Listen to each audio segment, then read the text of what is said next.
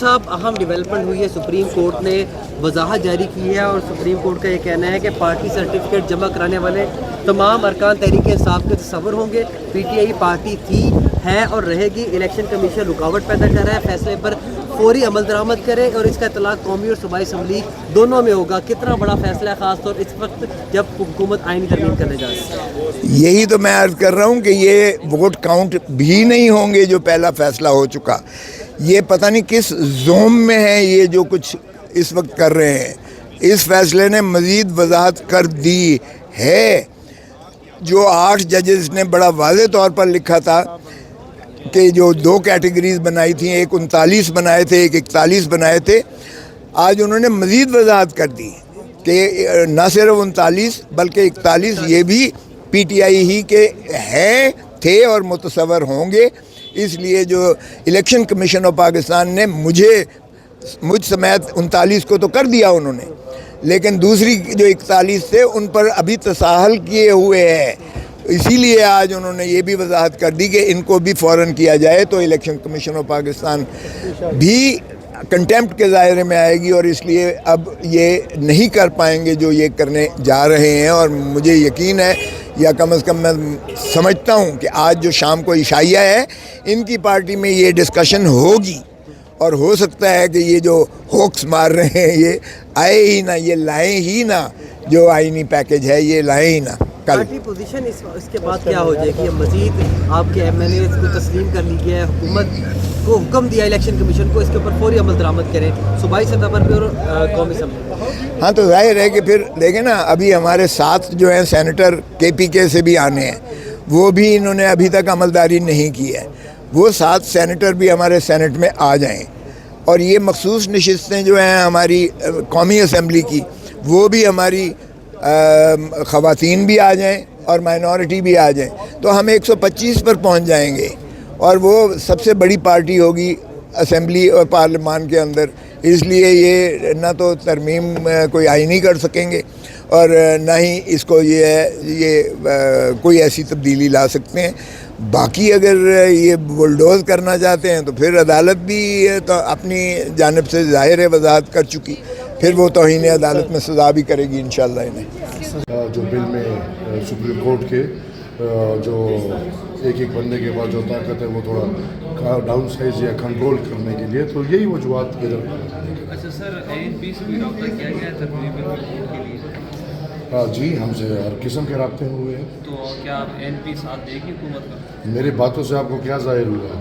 آپ کی باتوں سے تو ظاہر ہوا ہے، لیکن آپ ذرا کھل کر بتا تھینک یو دیں۔ سر، بس ابھی ضروری تھوڑی ہے کہ میں مسودہ کو شیئر کیا گیا، آپ کے سامنے رکھا گیا ہے جو ترامیم؟ اور ان کے بڑے جو باتیں ہیں وہ ہمارے ساتھ شیئر ہوئے، ڈسکس ہوئے۔ کیونکہ MQM فاروق ستار صاحب سے ہماری بات ہوئی، کہتے ہیں ہمارے سامنے تو کچھ نہیں رکھا۔ فاروق ستار تو نہیں ہاں، ہوں، میرا نام ایمل ولی ہے۔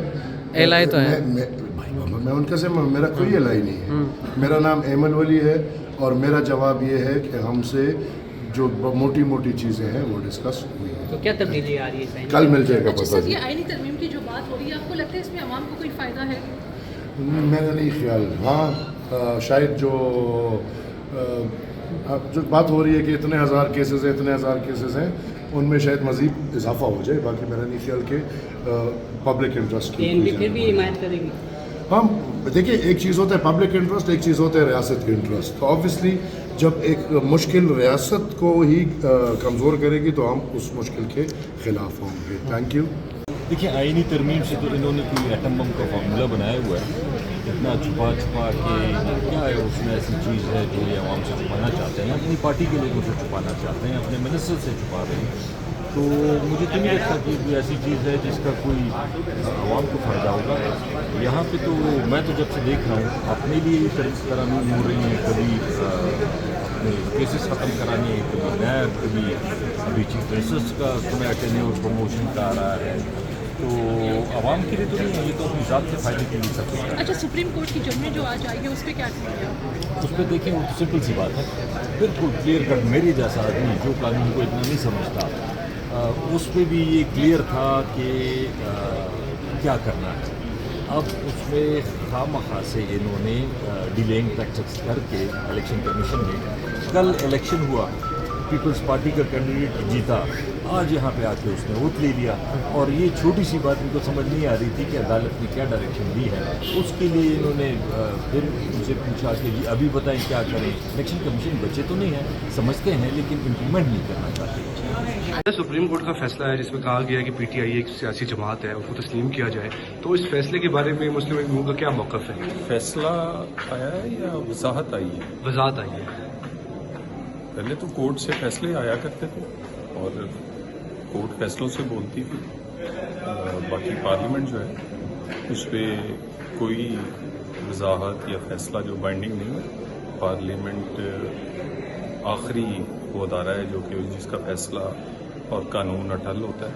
تو میرا خیال ہے اگر کوئی چیز آئی ہے تو اس پر پارلیمنٹ یا اس کی قانون سازی بھی کوئی اثر انداز نہیں ہو سکتی. غیر آئینی ترمیم کے اندر ساتھ دے دیں.